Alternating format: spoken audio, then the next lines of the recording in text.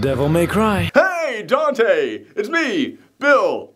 Bill Capcom? Yeah, I'm sure that you don't remember this. I mean, you're a busy guy, so you probably don't even remember this happened. But the last time that we talked, we kind of fired you and said that you were too goofy and silly to sell copies in the West, and we were going to now reboot your entire franchise. I mean, who even remembers that thing happened? And we said we were going to make it darker and edgier so that it would appeal to the youths out there. And, you know, I'm sure you have no memory of that at all. I'm sure you also don't remember that we tried to take all the horror elements out of Resident Evil and turn it into an e-sport, and that we also took arcade mode out of Street Fighter and the X-Men out of Marvel vs. Capcom, and we basically spent an entire decade only releasing HD re-releases of old games. I mean, I'm sure you don't remember any of that, but, you know, I'm just calling to let you know that we're back. We're back on track now. Capcom's back, baby. This is kind of a big deal. We've got Resident Evil as a scary game again. We've got Monster Hunter. That's a big deal. Mega Man is back. Remember Mega Man? He's back with double gears now.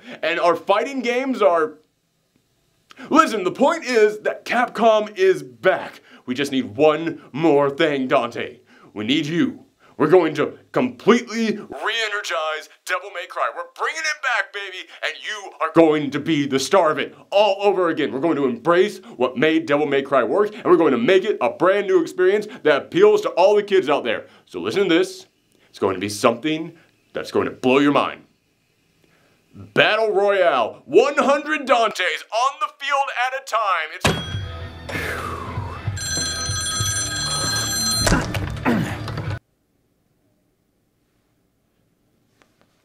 I'm sure he'll get back to me on this. He's, you know, that Dante, always a trickster, that one. He'll come back. Anyone got Nero's number? This is our review of Devil May Cry 5.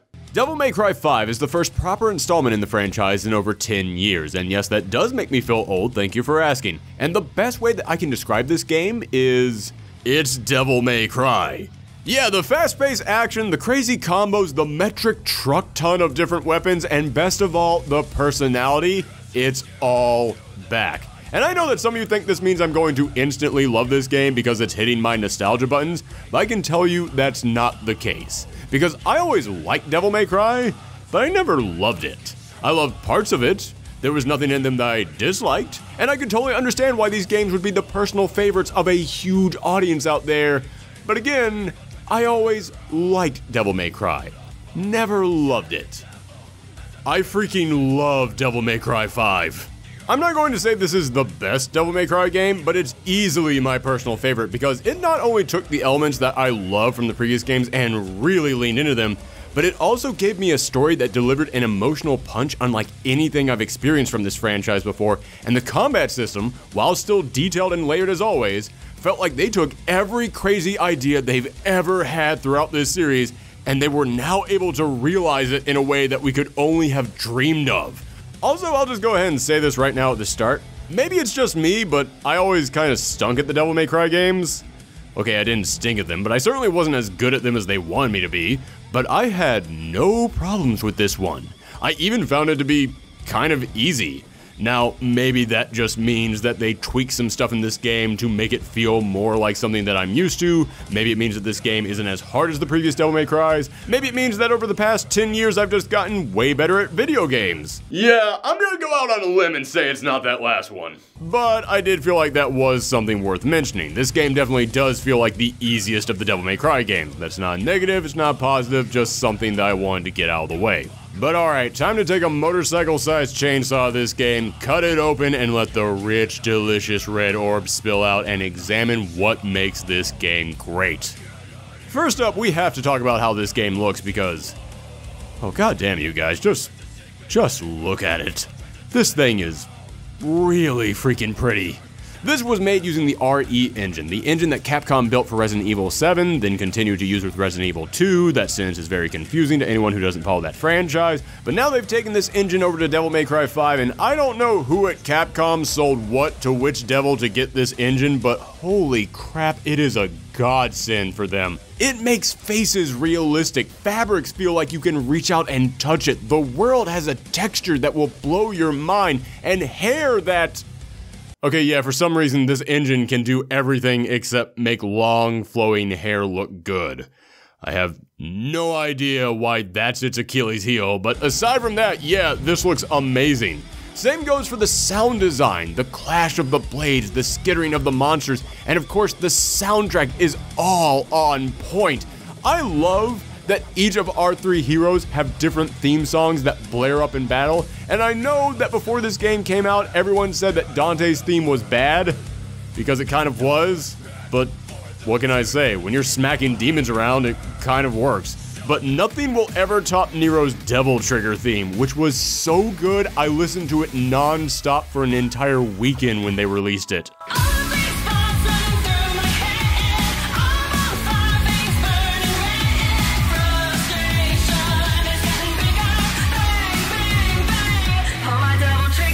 Speaking of the presentation, this game knows how to make cool moments feel truly epic. Clashing swords with a giant knight only to have the screen freeze for a split second right at the point of impact was immensely satisfying. The way the camera zooms in on you in freeze frames as your score is displayed after you finish off the last enemy on the field makes you feel like a total badass. Summoning out a giant helper demon and watching him burst through a wall like the Kool-Aid Man made me want to just keep bringing him out over and over again, even when I didn't need him, just to see where he'd pop out next. The team behind this game worked their butt off to put in over-the-top scenes like this wherever they could, and it was always appreciated. Now, I do have one small complaint about the design, but half a design complaint and half a gameplay complaint, so we'll use that to springboard into talking about that next. That's what we in the business call a segue, ladies and gentlemen. But this world looks so great that it makes you want to explore it. And you have these dashes and double jumps and wall jumps and bird hang glide powers that helps you to maneuver around, and that makes you feel like you really should be able to explore far more than you actually can. Don't get me wrong, I'm not saying that they should turn this into an open world game. I know that Devil May Cry games tend to be run from point A to point B, and every now and again you'll find a secret hallway or door. That's totally fine. But this world really looks like you should be able to explore more. Your maneuverability really feels like you should be able to explore more. And those two merge together to make you feel like you really should be able to explore more. But instead, it's just invisible walls everywhere. And again, that's just how the Devil May Cry world works. That's how all these games operate. But that was always a mild annoyance for me in the previous games, and in this one, it was kind of a big annoyance. But okay, as I teased, it's time to talk about the gameplay, so strap yourselves in, because the thing that always made Devil May Cry stand out wasn't just crazy fights, but also a combat system that continued to evolve all the way throughout the game. Dante started this series off with a sword and a set of guns that would have been more than enough for most games, but every single installment continued to load him up with more weapons, each one very unique with their own style of fighting and requiring you to level them up to unlock more powers. And this game is no exception. Even though, in all honesty, they probably could have gotten a pass if they decided to chill out on the upgrade system in this one, because you don't just play as Dante in this game, you also play as semi-protagonist from Devil May Cry 4 Nero, as well as Adam Driver from an alternate reality where he really got into street magic, or as he's known in this game, V. And when I saw the initial trailer, I thought, okay, it looks like Nero is going to play similar to Dante, and even if he doesn't play like Dante, he'll at least play like he did in Devil May Cry 4. Nope. Nero is about 20% the way that he was in Devil May Cry 4, 80% brand new experience. You see, at the start of this game, Nero loses his arm, but just like his hero, Bruce Campbell, he decides to slap a bunch of random crap in its place, and he ends up with this rad robot grappling hook, and that allows Nero to grab onto larger enemies so that he can go right over to them, or if they're a smaller enemy, he can drag them right in for closer attacks. But it doesn't end there. He's got several types of arms, and each have their own unique attacks, whether it be unleashing a big electric high five, firing a burst of air that can help you fly across the air, a grab attack that lets you swing your opponents around, or my personal favorite, the rocket punch, that lets you fire your fist so it flies to your opponent and punches them in the face. That's it. It's a fist designed to let you punch people across the room. I feel like I don't really need to explain this one too much. However, there is one huge problem with these arms, which is that you can load up on whichever arms you want to take into battle before a mission starts, and you can pick up extra arms that you find on the ground while you're in the middle of the level, and those arms get added to your inventory in a specific order, and you can't change that order until the level is done. There is no way to cycle between your arms while you're in a mission unless you decide to just blow up whichever arm you're currently using. And that is crazy to me. Each arm has a different power that could come in handy in a specific situation. Doesn't it feel like you should be able to swap between them depending on what the situation is? Doesn't it seem like that would make sense? Like it could come in, no pun intended, handy to be able to change between arms on the fly? Doesn't even seem like it would be that hard to work that function into the gameplay. I mean, the left and right D-pad buttons don't do anything for Nero. They're just kind of sitting there. You know, waiting for someone to assign them a function. Something that specifically requires cycling left or right on some sort of a menu. Wouldn't that be nice? Doesn't that seem like a smart idea? Is it just me? Am I the only one who sees them right there? Doesn't anyone notice this? I feel like I'm taking crazy pills! So okay, those are the basics of Nero's gameplay, and as I said, all the mechanical arm stuff is very new for his character, but his basic combat is similar to what you've played before. It's a lot of swinging your sword around, a lot of air combos, stepping and hopping around the opponents. It's stuff that if you are familiar with Devil May Cry, you can learn pretty easily. V, on the other hand, is completely new in every way. He doesn't even really fight himself. Instead, he summons out 3 different demons to do the fighting for him. Griffin for long-range attacks, Shadow for melee attacks, and Nightmare for when you absolutely positively have to destroy everything. However, none of these summons can kill these demons. They can only get them down to critical health, and V himself has to deliver the final blow, which sounds needlessly complicated, but it was actually an awesome way to spice up the gameplay, and it led to a flurry of smooth executions. But now we come to Dante himself, and he still controls exactly like Dante, with his 4 different combat styles that you can switch between on the fly to give yourself extra abilities, as well as his legendary sword the Rebellion, his gauntlets Balrog, and his 2 sets of guns. This would be more than enough variety when you consider that there are 2 other characters in this game that you have to learn, but as I said, Dante was always known as a character whose arsenal and abilities grew with each game, and they're not about to let a little thing like 2 brand new characters slow you down. In this game, you'll get several new weapons, each with their own combat styles and upgrade trees to give yourself even more moves. And part of me wants to complain about how many weapons they give you in here, because considering that you only play for Dante through a third of this game, you don't really get enough time to experience all of them. I mean, I'm not kidding you, they literally give you 1 weapon right before the last 2 boss fights of the game, meaning you have almost no time to play around with it. But then again, that's what replays are for, and this game really wants you to replay it. There are several chapters that you can choose which character you want to play as, each with their own different experience. Other chapters will have splitting pathways. Every chapter is going to have numerous secrets to find, and if you want to go for that platinum trophy, then, well, good luck, because you're going to have to play through this game a minimum of 7 or 8 times to make that happen. Point is, even if this game gives you weapons and abilities so late in the game that you're not really going to be able to use them on your first playthrough, that just means you'll get to use them on your second or third playthrough, which normally I'd say feels arrogant for a game to assume that you're just going to come back, but yeah, you're going to come back. This is one of the few games I've ever played in my life where as soon as I beat it, I immediately started playing it again. Now, another concern that people might have about this combat is how complex it sounds, but actually, I wouldn't describe it as such. Most weapons and characters have various input commands that will give you similar enough attacks that even though they're different, you'll be able to adapt. Also, you do not need to know all of these abilities to play this game. You don't need to memorize and unlock every move to be able to beat it. Not at all. But the more moves and combos and attacks you use, the higher your style ranking goes up. Which, in the grand scheme of things, doesn't really affect anything, but it is a good motivation to mix it up. I mean, I don't know about you, but I don't want to end a battle with a dismal score. I don't need the narrator calling me names, I get enough of that on Twitter. I'm going to equip some gauntlets and try and pump this puppy up to an S-class. But if you don't care about the score, then yeah, you can just stick to the handful of weapons and moves you feel comfortable with, and you can still beat the game just fine. But that doesn't mean that you can just jam on the attack button and win. Recently, I played through a game that shall go nameless because I'm not about to stir up some drama in this review, but that game flooded the screen with tons of enemies, and every time that I walked into an open area, I dreaded the next wave that was coming. But in this game, yeah, you get into battles with demons every few feet, but it was actually fun. I actually enjoyed jumping into these battles, and I had to ask myself, why was that? What was the difference? Why did I get numb to the battles in that other game, but it kept me revved up in this one? And the simple answer was that every monster in this game fights differently and requires you to actually pay attention and adapt.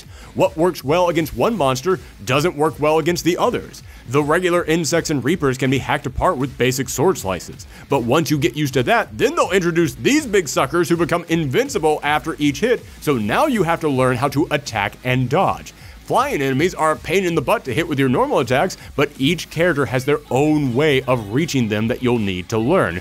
There are several villains with different types of shields or armors that you're going to have to find ways to work around, and each monster has their own startup animation and attack range that you're going to have to learn how to maneuver around. Listen, I could keep going on and on about how good the fighting in here is, but the easiest way that I can sum it up is just to say, this might be my favorite combat system in any video game I've ever played. Like, no joke, I've actually been thinking over the past couple of days of what game's combat mechanics impressed me more than this, and I'm drawing a blank. It's that damn good. Hell, I haven't even mentioned the boss fights, and Devil May Cry was always known for great boss fights, and these are some of the best in the franchise. Fighting a series of knights on a crumbling building that's sliding down a mountain, using your grappling hook to swing up the legs of a behemoth and strike at its weak point Shadow of the Colossus style, or this big hairy brute who shoots a tornado of fire out of his stomach and comes into the ring like he's a professional wrestler. Hey, Freak Show! You're going nowhere! I got you for 3 minutes! 3 minutes of playtime! For anybody who was wondering what was going to be the dumbest joke in this entire review, now you have your answer. Now, as for the story of this game, I won't go into too many details, but basically a big demon stole Nero's arm, newcomer V hired Dante to hunt him down, and together the three of them must stop him before his giant plant monster destroys the planet. At first, it just felt like a good old the boys are back in town, let's go chop up some demons type adventure. But as the game goes along, you'll see that it has ties that go back throughout the entire history of Devil May Cry, and that's the big appeal of this game's story. Because while this isn't the end of the Devil May Cry franchise, it's certainly the end of something, and this game lets you know that right from the start. All throughout this game, this really feels like a combination of a look back at the history of these characters while pushing them towards something of a finale. Again, this isn't the end for Devil May Cry, but several storylines and characters' journeys finally come to a climax, and I think this game nails that. For the most part. I do have a few nitpicks. For example, Nero plays a pretty big role at the end of this game, but that comes after several chapters in a row where he isn't seen at all, so they maybe could have balanced his screen time a little bit more. Also, while we're on Nero, you remember Kyrie? The love of his life from the last game that he risked everything for? And he also knows how I'm only using clips of her from the last game? That's because in here, you will only hear her off-screen telling Nero that dinner is ready, and then once again during a phone call at the very end of the game. That is it. She is a huge major part of Nero's life, was a massive focal point of the last game, and in here, they didn't even give her a character model. Although, they did give him a brand new partner in Nico, a gun-making artist, and she is just perfect. Her rough and tumble southern rockabilly look and attitude is the exact level of over-the-top attitude that this game series is known for. So she is a great addition to this cast, and I think this game does a wonderful job of spotlighting and introducing her. However, when it comes to some of the older members of this cast, as I said, this game is a conclusion to many storylines that have been building from the first game, yet some of the biggest characters in the franchise, Lady and Trish, get pushed to being the most backup of backup characters. They are given nothing to do in this game, and it was kind of frustrating. It felt like they needed more. But there are rumors circulating around that there's some DLC planned for them, but I'm not here to judge hypothetical DLC. I'm here to talk about the game that we got, and in the game that we got, yeah, I thought their screen time was kind of disappointing. Also, remember how much I loved these stages they created? Well, the last 25% of this story takes place inside of one big gooey flesh dungeon, which does look cool, okay, I'll give it that, but it isn't really as interesting as the rest of the maps, and considering that you spend most of the game here, yeah, that was a bit of a bummer. But all the negatives that I have with this story are little more than nitpicks, while the positives are huge. Now, I've talked about the story, I've talked about the graphics, I've talked about the gameplay, but when judging a Devil May Cry game, there's an X factor. something that you can't fake, something that many other games out there are missing, and that's personality. Devil May Cry sort of became famous for having its own unique flavor, for being so cheesy it's cool and so cool it's cheesy, and this game loads up on that. This is that over-the-top level of fun, crazy, wacky shenanigans that we have come to expect from this franchise. Everything from Dante using a motorcycle as a weapon, Nero riding his arm like a skateboard, or how you can summon Nico in to give you upgrades on every level by calling her, but she doesn't just appear like an Uber driver. No. She burst onto the scene with her giant van in a different way on every single level. This became one of my favorite things in the game, and whenever I saw a phone, I got giddy because I wanted to see how she was going to appear next.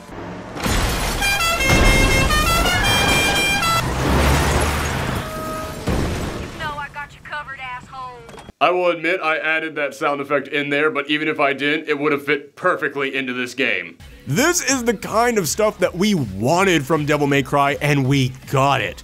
Best example that I can think of is that after Dante gets his new hat weapon from Nico, a big Dante fangirl herself, he then, for no reason at all, just decides to launch into a Michael Jackson dance complete with fireworks out of nowhere. At which point, Nico, the avatar for the Devil May Cry fans out there, starts clapping and applauding because, yes, that's what the fans of this series wanted. And these developers knew that. And yes, as I said, I always liked Devil May Cry, but I would never call myself a Devil May Cry fan. Until now. Now I have fallen in love with this series and these characters. This game's combat, personality, and story that made me actually feel something when I thought back to these characters' journeys made me want to keep playing this as soon as I started. Yes, I did still have some nitpicks here and there, but when I think about all the positives and how it just blew past all my expectations, I still have to give this game a 9 out of 10. Thanks for tuning in, everyone. In case you missed it, we just started this new channel after moving everything over from our old channel, and starting a brand new channel is always rough. So if you could help us by just subscribing, hitting that thumb up, ringing that bell, following us on Twitch and Twitter, and most importantly, just sharing us around the web, that's the best way to help, and I really appreciate it. Thanks for tuning in, everyone. Come back next time.